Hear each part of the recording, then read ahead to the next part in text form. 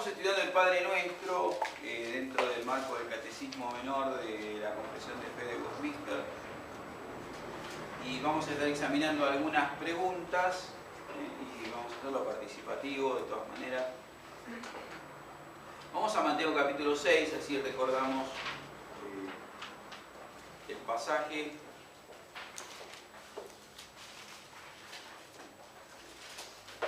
Y algunas apreciaciones también acerca de este pasaje con respecto a la iglesia. Mateo capítulo 6.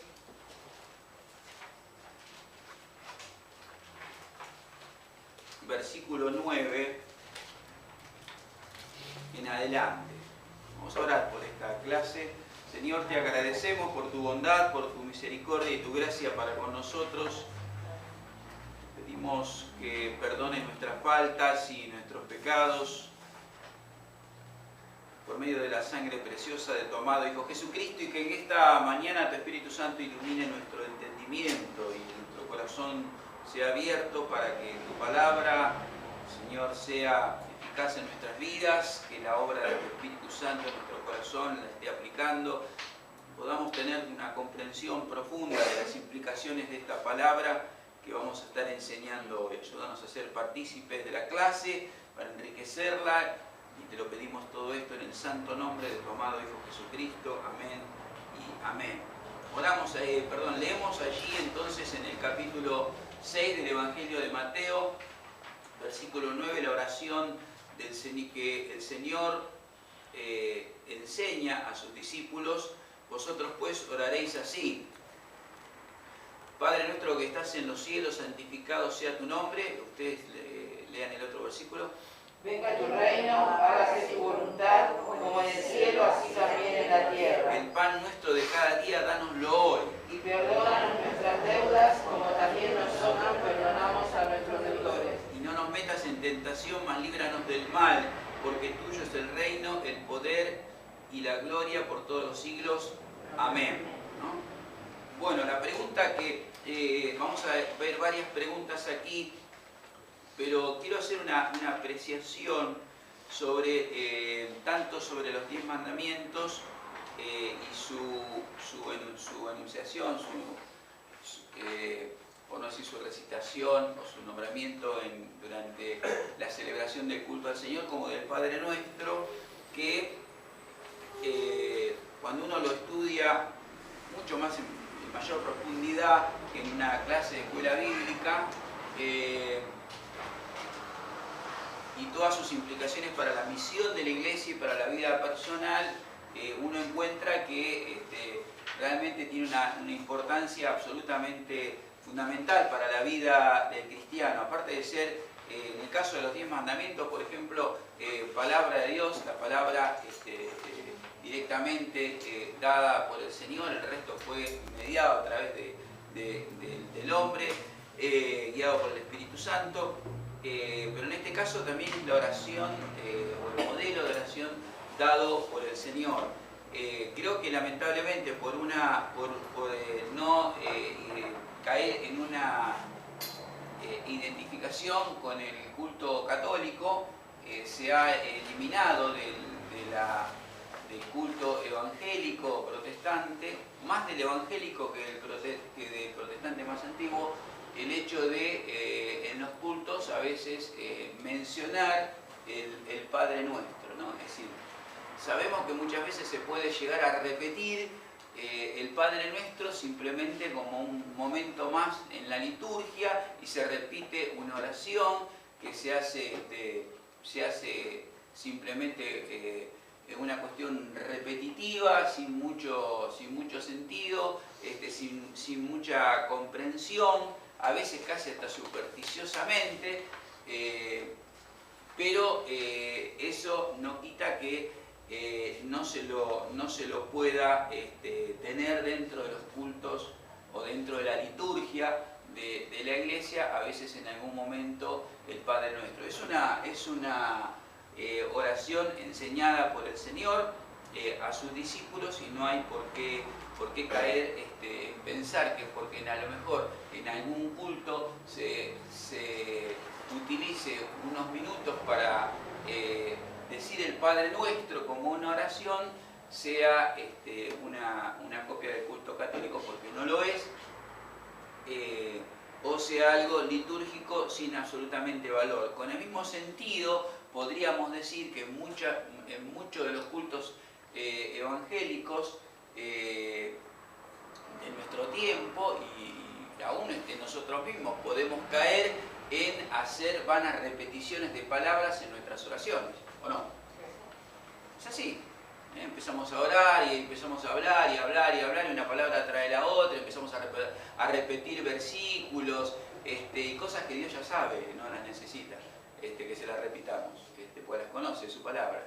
Sin embargo, que nosotros las repetimos y las repetimos, y podemos caer nosotros también en una vana palabrería de repeticiones de palabras, de versículos y de oraciones hechas, acostumbradas a hacerlas una y otra vez a lo largo del tiempo, y nos negamos a hacer, a repetir o a decir el Padre Nuestro porque se dice en otro tipo de culto o de liturgia, ¿no? Entonces, me parece que este detalle es un punto importante para que lo podamos tener en cuenta. Pregunta 101, ¿qué rogamos en la primera petición? Esa es la pregunta. A ver, Sofía, ¿puedes leernos la respuesta? En la primera petición, que es santificado sea tu nombre, rogamos que Dios nos capacite a nosotros y a otros para glorificarle en todo aquello en que se nos da a conocer, y que todo lo disponga para su propia gloria. Ahí está. En la primera petición, santificado sea tu nombre. Tenemos allí, rogamos que haya una capacitación de parte de Dios hacia nosotros y a otros para llevar gloria al Señor en todo aquello en que Él se nos da a conocer por un lado y en todo lo que disponga Él también por el otro. Vamos a ver el Salmo 67.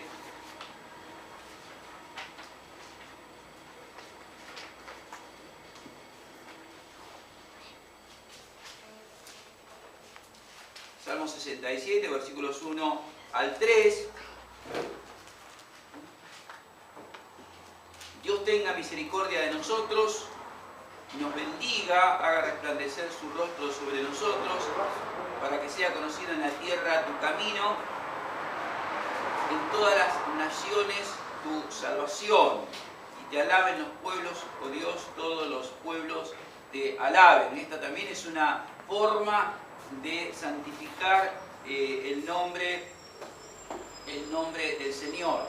Es decir, que cuando se habla aquí de que se disponga todo para la propia gloria de Dios, encontramos aquí en este pasaje, el primero, la misericordia de Dios sobre nosotros, segundo, el conocimiento en toda la tierra del camino y en las naciones del camino de la salvación del Señor. Todo esto va a llevar también a una santificación del nombre de Dios. Es decir, santificado sea tu nombre, es decir, apartado, santificar, ¿qué es? Apartar algo, es decir, para algo. Apartar algo para algo. De allí viene la palabra santificar, santo o santificar, agios en el griego, es decir, apartar algo de algo para algo, es decir, apartamos el nombre del Señor para que el nombre del Señor sea santificado, sea glorificado, y por el otro lado también para que no sea utilizado en vano, para que no sea utilizado el nombre en vano. Y una de las formas que encontramos aquí en cuanto a los textos de apoyo para esta oración es el conocimiento de la salvación del Señor, de la misericordia del Señor en todas las naciones, y la alabanza de parte de las naciones para el nombre de Dios. Te alaben todos los pueblos, oh Dios, todos los pueblos te alaben. Y entonces una manera de santificar en cuanto a nuestra oración, cuando decimos santificado sea tu nombre, si entendamos esto, Es decir, esta santificación que pedimos, que rogamos de parte del nombre del Señor, es que tengamos la capacidad, no solamente nosotros, sino también otros, de llevar gloria al Señor. Por un lado, en lo que Él nos ha hecho conocer a nosotros, y por el otro, en todo lo que pueda ser dispuesto para la propia gloria del Señor, ¿no? Es decir, cuando hablamos de, en este caso, de aquellos que se nos ha dado a conocer, ¿qué conocemos? ¿Misericordia de Dios conocemos? Sí. Conocemos la misericordia de Dios, conocemos la salvación de Dios. ¿Qué más conocemos de parte de Dios? Su perdón, el amor de Dios. ¿Qué más conocemos de Dios? Su paciencia. Su paciencia, su paz, sus bendiciones, su liberación de poderes demoníacos, de poder del pecado, la paz que tenemos en cuanto al momento también, inclusive hasta de la muerte, etc. Es decir, todo esto que Él se nos ha dado a conocer tiene que ver con este pedido, que el nombre de Dios sea santificado, sea glorificado. Es decir, ¿por qué? Por todo lo que Él nos ha dado, se nos ha dado a conocer a nosotros, y que también todo lo disponga para su propia gloria, ¿no? Ayer recibí un mensaje de Mozambique, con los que ustedes saben, estamos en contacto como iglesia. Ellos insisten que yo vuelva, cosa que no puedo. No puedo ir, pero sí, entre otras cosas, sí podemos, yo les ofrecí que vamos a estar ayudándoles para que en lo que tiene que ver con documentos oficiales, en la redacción de los documentos oficiales de las iglesias, para que ellos puedan presentarse ante el Estado, o mismo cómo funcionan iglesias en forma interna, ¿no? De distinto tipo, presbiterianas, bautistas, etc. Pero todo esto, ¿por qué? Porque hay gente que en su momento salió de la hechicería, salió de la brujería, se convirtieron al Señor Jesucristo, hoy están configurados como grupos pequeños, o más o menos pequeños, de creyentes, y bueno, glorifican, buscan cada vez perfeccionarse más para glorificar el nombre del Señor. Y en esto también tiene que ver esto con santificar el nombre del Señor. Entendamos entonces primero, santificar, la palabra santificar tiene que ver con apartar, algo, de algo para algo. En este caso es lo que estamos apartando, es el nombre del Señor, para darle la gloria al Señor, para glorificarlo a Él, y por otro lado, para no usar obviamente el nombre también de Dios en vano. ¿Dónde no se santifica el nombre del Señor, por ejemplo, entre nosotros en nuestro país, particularmente? ¿Dónde ven ustedes, por ejemplo, en nuestra nación, que no se santifique el nombre del Señor? A ver. Y en determinadas leyes que van en contra de su palabra, ¿no? En leyes, las mentiras del Estado. ¿Qué más? De las actitudes de la gente en general, ¿no? Que no teme a Dios. En el uso del nombre de Dios en vano también.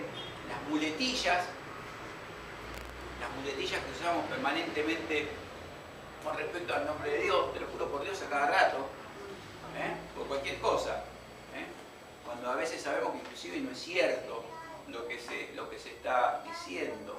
Entonces esta también es una forma de no santificar. También estudiemos o reflexionemos sobre lo que no es santificar el nombre de Dios, ¿no? Es decir, cuando se jura, por ejemplo, desde el presidente, los ministros, los senadores, los diputados ponen su mano allí sobre la Biblia, juro por Dios y por los santos evangelios que no conocen.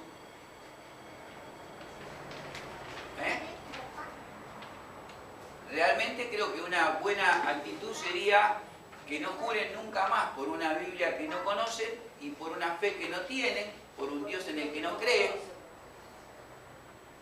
Es una contradicción absoluta, es decir, juro por Dios y por estos santos evangelios, y después legislar lo que va contrario a la Biblia sobre la que juró, al hablar de temas como la homosexualidad, el lesbianismo, matrimonio igualitario, etcétera, etcétera. Todas las leyes que se están sacando, el aborto, es decir, todas las leyes que están allí, algunas ya logradas, otras encaminadas, etcétera. Es decir, entonces, esa es una manera también de no santificar el nombre del Señor, es un pecado. Dice la Biblia, maldito el hombre que le dice bueno a lo malo y malo a lo bueno. Es decir, entonces sería saludable para nosotros como nación que tanto desde el presidente como vicepresidente, los ministros, senadores, diputados y todo tipo de juramento que se pretenda hacer utilizando el nombre de Dios, no se haga más en aquellos que realmente ni son creyentes, ni creen, no creen en la Biblia, como palabra de Dios, no creen en Dios.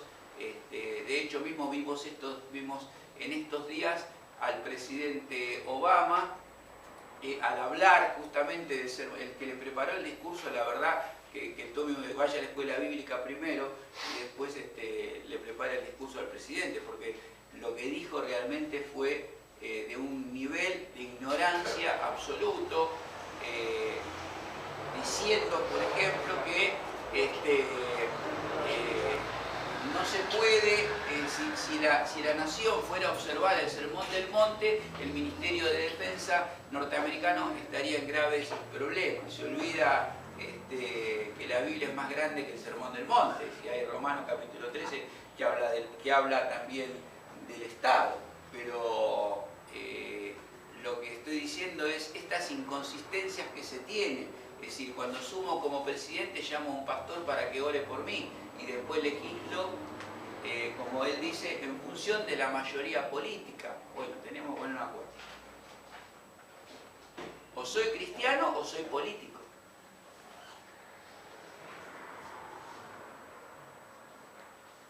Porque el ser político en algún momento me va a llevar a utilizar el nombre de Dios o legislar a favor o en contra de una ley de Dios, y no puedo tener una dualidad en mi propia vida. Para algunas cosas soy cristiano y para otras soy político. Aplicado a nuestra propia vida, cuando hablamos de glorificar el nombre del Señor, es decir, no solamente en una oración, sino también en actitudes de vida. Cuando hablamos de decir el Padre Nuestro o de conocer en profundidad esto de santificado sea tu nombre, es una oración. Pero la santificación, la gloria a Dios, la santificación del nombre del Señor, no es solamente con palabras, sino también con hechos. ¿Qué dice la Escritura? Por causa, a los judíos, ¿qué se le dijo? Por causa de vuestros hechos, el nombre de Dios es blasfemado entre los gentiles. ¿Sí o no? ¿No dice eso la Biblia? Sí. Por causa de vuestros hechos, el nombre de Dios es blasfemado entre los gentiles. Entonces, no es solo lo que digo, sino también lo que hago. El problema es cuando creo de que simplemente por decir una oración, con esto ya está. No, digo la oración, pero la acompaño con hechos concretos todos los días de nuestra vida. Entonces, entender y aprender, conocer la oración del Padre Nuestro implica también esto. Saber que la santificación del nombre del Señor, primero, no es solo de palabras, sino también con hechos. No solo de palabra, sino también con hechos. Y que no se puede tener una dualidad de domingo somos cristianos y de lunes a sábado se vive otro tipo de política, de vida. Algunos en su vida como políticos, otros como comerciantes, otros como profesionales, otros como empleados, etc. Es decir, en la actividad que tengamos de vida tenemos que tener coherencia y una misma actitud. Segundo, la pregunta número 2, ¿Qué rogamos en la segunda petición? ¿No? A ver, Susana. Dice, en la segunda petición, que es venga tu reino, rogamos que el reino de Satanás sea destruido y que el reino de la gracia prospere y que nosotros y los demás seamos introducidos y conservados en él y que el reino de la gloria venga pronto. Bueno, hay mucho allí, pero la segunda petición es que venga tu reino. Ya con esa palabra sola, pensamos en todas estas cosas cuando mencionamos la palabra reino. Que venga tu reino. Seamos sinceros. No. Para nada. Si tomáramos cada uno de los pasajes donde se menciona la palabra el reino de Dios, no es tal cosa, sino tal otra. Cuando se habla de cuando a Jesús lo acusaban de echar demonios por medio del poder de Belcebú, ¿qué dijo Jesucristo? Si yo por el dedo de Dios echo fuera demonios, el reino de Dios está entre ustedes. Me cuesta aceptar, también ayer nos llegó de la iglesia del Tabernáculo de Londres, que es una iglesia reformada de mucho tiempo, donde predicaba el famoso predicador Spurgeon. Primero, antes que nada voy a volver a repetir esto. ¿Estamos de acuerdo en esto? Jesús que enseñó esto, si yo por el dedo de Dios, el dedo de Dios hecho el reino de Dios está entre vosotros. Es decir, cómo hoy en muchos círculos reformados se insiste con que esto no existe más. Y ayer, por ejemplo, del Departamento de Literatura en Español del Tabernáculo de Londres ofrece literatura a iglesias reformadas y pone en duda de que hoy se tenga que echar fuera demonios. ¿Qué dice el Padre Nuestro? Que venga tu reino. Si no, no saquemos ese pasaje de la Biblia. Estoy mencionando un solo punto. Es decir, que saquemos ese pasaje de la Biblia, dejamos a Satanás y a sus huestes espirituales de maldad, con todos los pasajes que están en la Escritura, seguir haciendo su obra en el mundo, con respecto a las vidas. ¿Qué opinan de esto? Nosotros estamos en un contexto, en un contexto muy particular, pero ¿qué opinan de esto? ¿Sigue existiendo este mal, sí o no? Sí. No suele decir si no se manifiesta aún más. De múltiples maneras se manifiesta. Sí. Me parece un poco torpe decir que no se puede. En pos de una, en pos o en pro de una ortodoxia. Yo sé que mucha gente no está de acuerdo conmigo y aún me critica por medios, por las redes sociales. Pero la cuestión es esta: ¿sigue existiendo el mal? Otra pregunta hago, ¿sí o no? Sí. Y se manifiesta de múltiples maneras. Ahora, ¿sigue existiendo este poder de Dios, sí o no? Sí. ¿Lo hemos visto? Sí. Sí, lo hemos visto y lo vemos cada tanto. Ese poder de Dios presente. Entonces,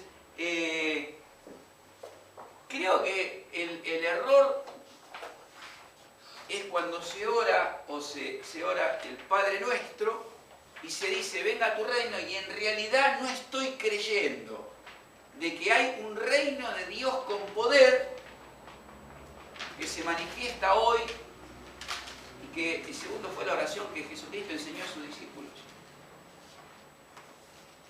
Pero no se enseña esto, ni se practica esto. Y en algunos lugares, cuando se dice esta oración, no hay esta fe esta creencia de que yo lo que estoy diciendo lo tengo que creer. Yo estoy diciendo que venga el reino de Dios, este reino de Dios por el cual los demonios son echados afuera, donde el poder del Espíritu Santo abre corazones, donde el poder del mal tiene que retroceder, etcétera, donde las personas son libres de sus influencias. Al orar estas palabras, al pedir esto, que venga a tu reino, estamos diciendo que el reino de Satanás sea destruido. Yo creo que más de uno se debe sorprender de que esto enseñe el Catecismo Menor de Westminster, que hable ¿de qué está hablando esto? Cuando hablamos de que el reino de Satanás sea destruido, ¿de qué estamos hablando? Estamos hablando de demonología.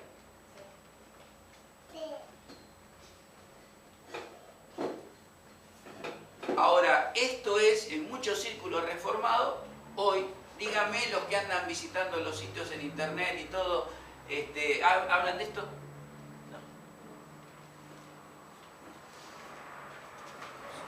No se habla, no se enseña y lo peor de todo, no se cree. Todo parecería que Satanás quedó en el primer siglo, el poder de Dios quedó en el primer siglo, los dones del Espíritu Santo quedaron en el primer siglo, el poder del Espíritu Santo quedaron en el primer siglo. Entonces, yo lamento mucho, creo que tenemos que no solamente conocer esto, profundizar en lo que el Nuevo Testamento particularmente nos enseña acerca del reino de Dios, y cuando uno en su oración privada, o aún si lo hiciéramos en la vida de la iglesia y oráramos que venga a tu reino, sepamos que cuando decimos y oramos que venga el reino de Dios, estamos diciendo muchas cosas. El reino de Dios no es comida ni bebida, sino justicia, paz y gozo en el Espíritu Santo. Eso enseña el libro de Romanos. Entonces, cuando decimos que venga tu reino sobre nosotros, estamos reconociendo que también hay otro reino acá. Y lo que estamos orando es que el reino de Dios, con todo su poder, contra Satanás, esa obra del Espíritu Santo en la vida del creyente, también sea una realidad que podamos no solamente orar, que podamos vivir en nuestra propia vida. Por eso la oración, rogamos que el reino de Satanás en primer lugar sea destruido. Ahora, ¿qué voy a destruir? Acá hay tantas implicaciones, porque entonces más de uno tendría que sacar los textos de la Escritura, donde se hable de Satanás, donde se hable del reino, donde se hable del poder de Jesucristo. Entonces saquemos y no se utilice la confesión de fe ni los catecismos, porque rápidamente, como signo de ortodoxia doctrinal, de corrección en lo que se cree y en lo que se sostiene como verdades de Dios, decimos, sostenemos estas confesiones de fe. Pero cuando las confesiones de fe nos enseñan estas cosas, no las creemos, o las ocultamos, o las pasamos de largo. Es decir, no hay que, quiero decir algo con gran respeto por nuestros hermanos pentecostales, no hay que ser pentecostal para creer que el reino de Dios sigue vigente, que hay poder de Dios para enfrentar y para echar fuera demonios y para hacer libre a la gente. ¿Estamos claros con esto?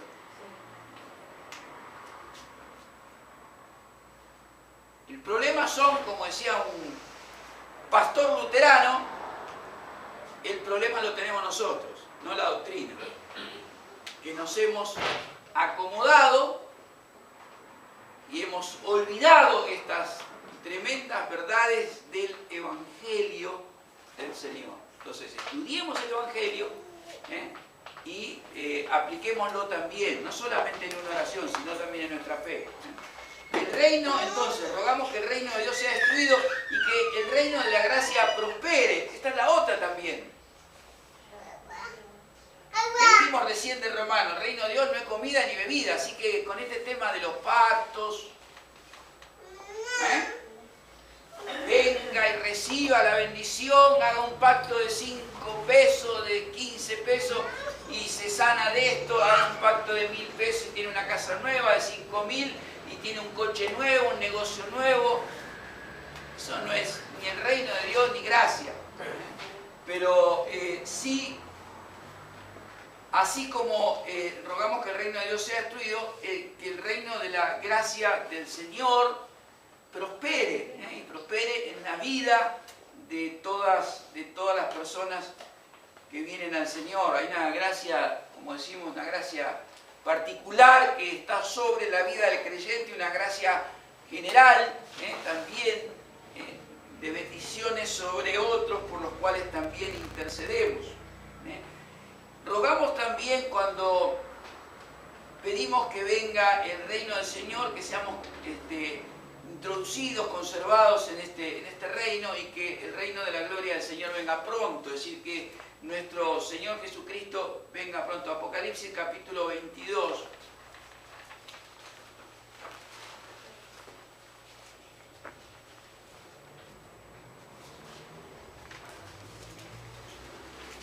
En el versículo 20, al final de las Escrituras,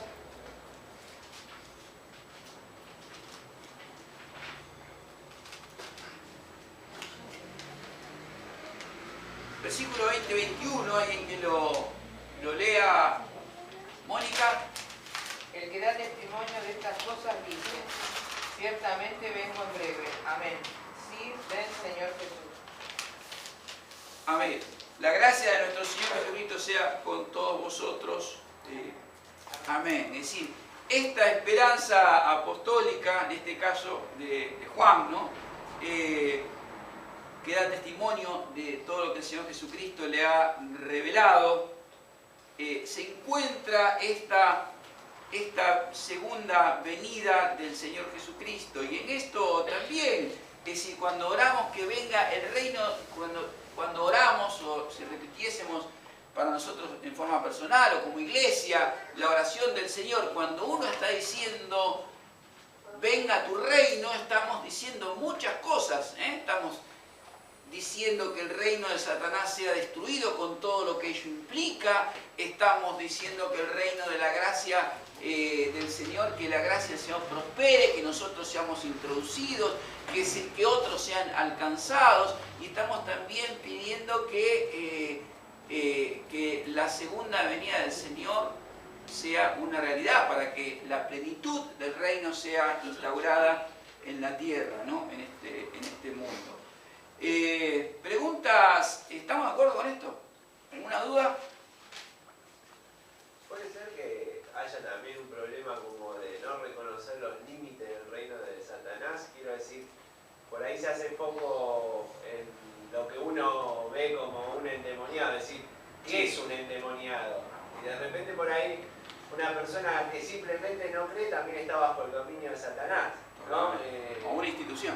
Claro, porque cuando... Hay una reducción. Claro, antes de nacer de nuevo también nosotros estábamos bajo engañados, ¿no? Absolutamente. Enceguecidos. Lo que pasa es que me parece que, como decís vos, hay un énfasis a veces en algunas iglesias sobre las manifestaciones más visibles del reino de Satanás como personas ya como que... En un grado de... Claro, y por ahí uno se cruza todos los días con gente que no conoce a Cristo y uno no lo considera por ahí bajo el dominio de Satanás. Sí, a lo mejor está quizás más claro.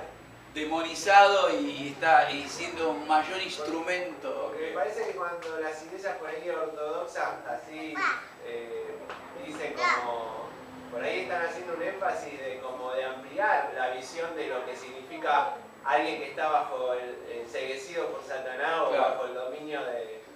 Sí, no es alguien, por decirlo de alguna manera cinematográfica, no es alguien, no es un endemoniado, no es solo alguien que echa pumas por la boca y anda claro. golpeando gente, es decir, Uno puede estar en el reino de Satanás desde que nace, ¿no? Porque estuvimos nosotros, pecado, claro. tenés razón, ¿no? Todos nosotros hemos estado haciendo cosas demoníacas y siendo instrumentos de Satanás, y quizás no estuvimos en ese grado de demonización. Sí, totalmente de acuerdo. Y que no solamente personas, sino también instituciones, países, leyes, hay tantas cosas es decir, que realmente están teñidas de un poder satánico. Entonces, como bien decir, cuando oramos, entonces... Es más sutil de lo que uno parece. Totalmente. Así, es un ángel de luz, ¿no? Como diciendo, Sí. parece bueno, pero... Sí, mientras más oculto, esta es una vieja estrategia demoníaca, mientras más oculto esté, mejor trabaja. Y la realidad es que cuando oramos esto de que venga tu reino para la destrucción de los poderes satánicos, que sea mucho más, como vos bien decís, mucho más que una manifestación aislada o puntual de alguien que tiene algún tipo de manifestación, sino de todo, ¿no? Es decir, que realmente el reino y la gracia del Señor y la justicia del Señor vaya introduciéndose cada vez más en este mundo, en todos los ámbitos, como decimos los reformados, los calvinistas, en todas las esferas de la vida, ¿no? Bajo el señorío del Señor Jesucristo y no bajo el poder de Satanás. ¿Sí? Totalmente de acuerdo, me parece un muy buen aporte, no reducir lo demoníaco solamente a un punto o a un tipo solo de manifestaciones. Vamos a ir entonces a la tercera, tenemos menos cuarto, vamos a la última. Hágase tu voluntad en la tierra como en el cielo. Esta es la tercera petición. Rogamos que Dios, por su gracia, nos haga capaces y dispuestos para conocer, obedecer y someternos a su voluntad en todas las cosas, como los ángeles hacen en el cielo. Primero que necesitamos gracia de Dios para poder obviamente hacer la voluntad del Señor, ¿no? Necesitamos de su gracia para que nos capacite, nos ponga en nosotros esta disposición, y que tengamos conocimiento, que tengamos obediencia y sometimiento. Estas son tres cosas que realmente quiero enfatizar porque normalmente lo hemos estudiado el viernes, nuestra naturaleza va generalmente en contra de esto, ¿no? ¿Tenemos disposición para conocer y obedecer en forma natural, con honestidad? No. Sí, quizás para conocer, porque conocer, casi todos quieren conocer algo. Estudiar, cursos, ir al seminario, facultad, etc. Es decir, pero el sometimiento cuesta, ¿no? El sometimiento de nuestra voluntad a la voluntad del Señor es algo que cuesta. Por eso el catecismo aquí dice que necesitamos gracia. Necesitamos gracia del Señor porque realmente si es por nosotros mismos, nuestra voluntad no está, y lo hemos estudiado al mirar que nuestra naturaleza humana caída en esta depravación total, no absoluta, pero que ha minado todo nuestro ser, nuestros pensamientos, nuestras acciones, nuestros sentimientos. Es decir, no tenemos una tendencia natural a someternos a la voluntad del Señor que vamos conociendo. Algunas cosas sí, porque quizás nos cuestan, no sé, es más sencilla. Los ejemplos son variados y todas las personas son distintas. Algunos no tienen problema con algunos mandamientos del Señor, otros tienen severos problemas con otros mandamientos o voluntad del Señor revelada. Entonces realmente tenemos que primero reconocer de que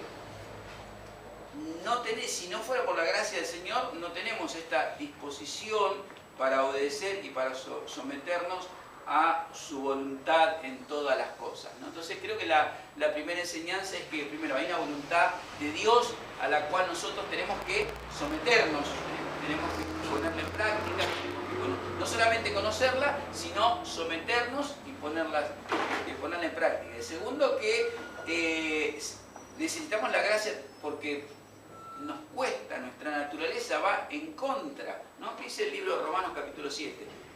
lo que quiero hacer es lo que hago. Lo que no quiero hacer es lo que hago. Es decir, estamos en una lucha constante entre lo que por un lado queremos hacer, pero nuestra carne se presenta oposición.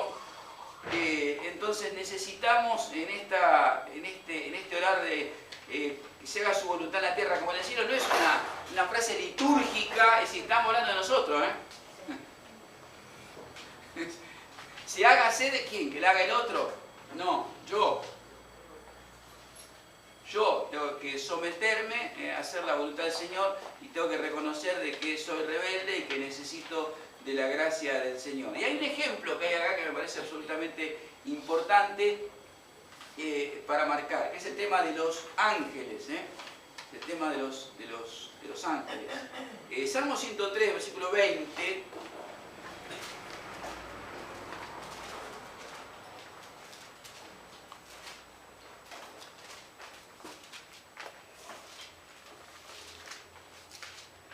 Salmo 103, versículo 20. A ver, un caballero. Hermanos, ¿quieren leernos?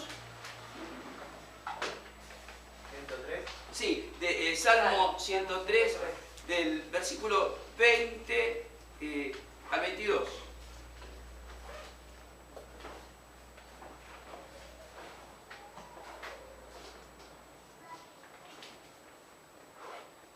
Bendecid a Jehová vosotros sus ángeles, poderosos en fortaleza, ejecutáis su palabra, obedeciendo a la voz de su precepto.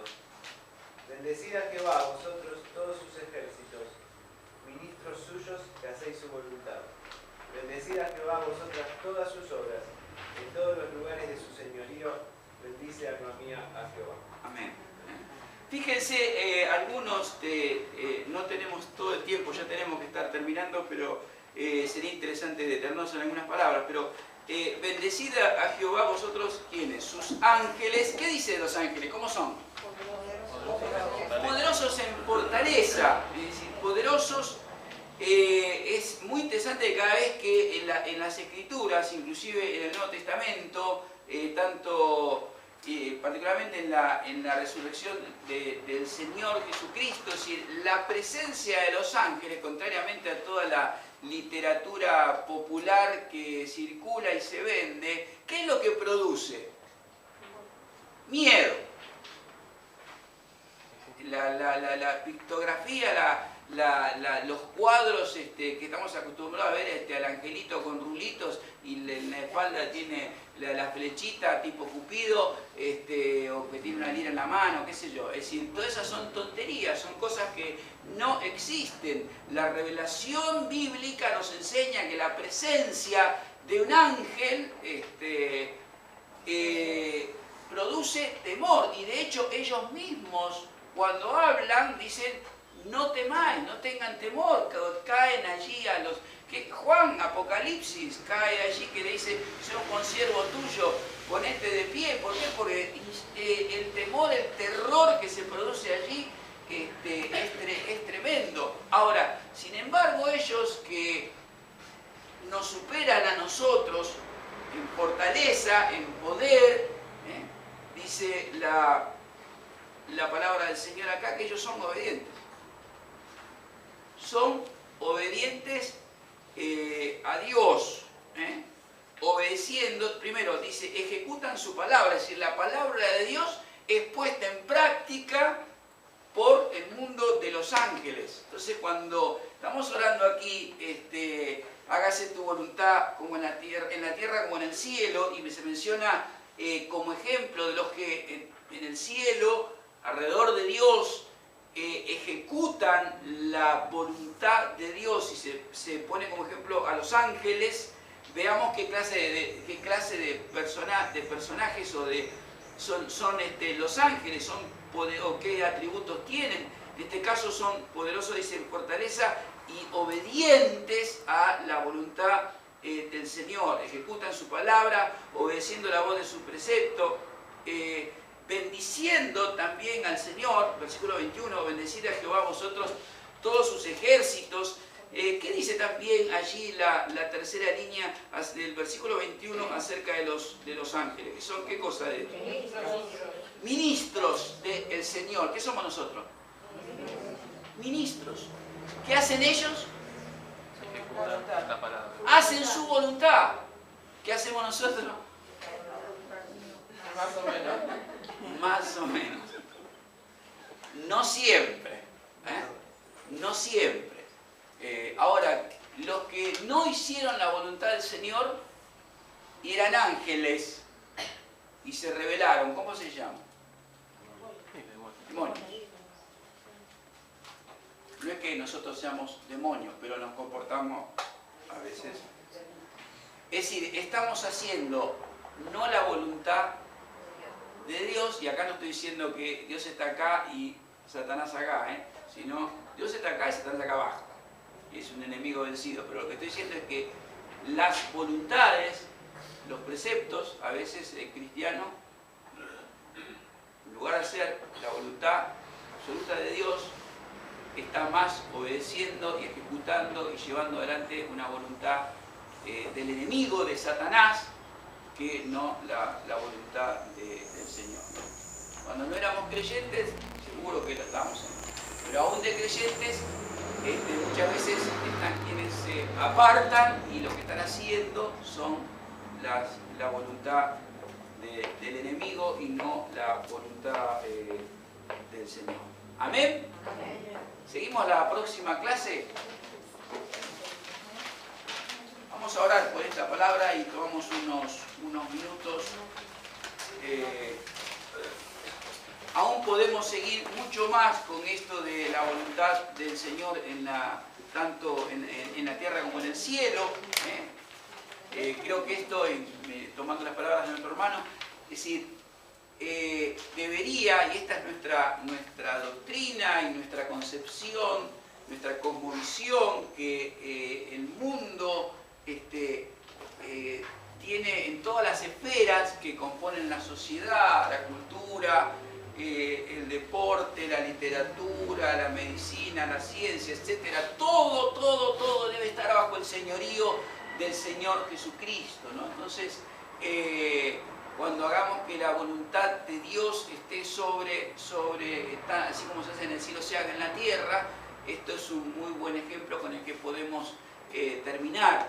Es decir, si todos los cristianos tuvieran esta concepción de que todas las esferas de la vida deberían ser impactadas por la palabra de Dios, la bendición de Dios, y entonces estaríamos viendo cómo, si hablamos de la ciencia, entonces tendríamos más cuidado, por ejemplo, con los embriones, ¿no?